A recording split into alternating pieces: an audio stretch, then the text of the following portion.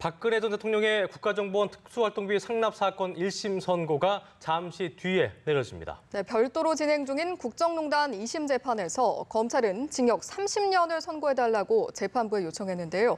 서울중앙지법에 나가 있는 취재기자 연결합니다. 김보윤 기자. 네, 박 전 대통령의 국정원 특활비 뇌물 사건 선고는 오후 2시부터 시작됩니다. 이번 재판은 박 전 대통령의 국정농단 사건 1심 선고 때와 마찬가지로 재판 전 과정이 TV로 생중계됩니다. 공공의 이익 등을 고려해 재판부가 언론사들의 생중계 허가 요청을 받아들였기 때문인데요. 다만 지난해 10월부터 모든 재판에 나오지 않고 있는 박 전 대통령은 오늘 선고 공판에도 출석하지 않을 것이라고 밝혔습니다.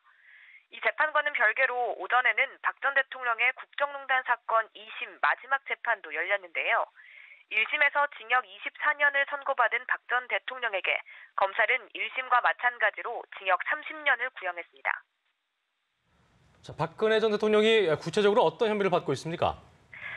네, 박 전 대통령은 이재만, 안봉근, 정호성 전 비서관 등 이른바 문고리 3인방을 통해 전직 국정원장 3명으로부터 30억 원대의 국정원 특활비를 받은 혐의를 받습니다. 검찰은 이 부분에 대해 국고손실 혐의와 뇌물 혐의를 함께 적용했는데요. 뿐만 아니라 2016년 4.13 총선 당시 여당이었던 새누리당의 공천에 불법 개입한 혐의도 받고 있습니다. 검찰은 특활비 수수에 징역 12년을, 공천 개입 혐의에 징역 3년을 내려달라고 재판부에 요청한 상태입니다. 네, 박 전 대통령이 받고 있는 핵심 혐의 역시 뇌물죄인데요. 이 부분 인정이 될까요? 네, 앞선 관련 재판들에 비춰볼 때 뇌물죄 인정은 쉽지 않을 것으로 보입니다.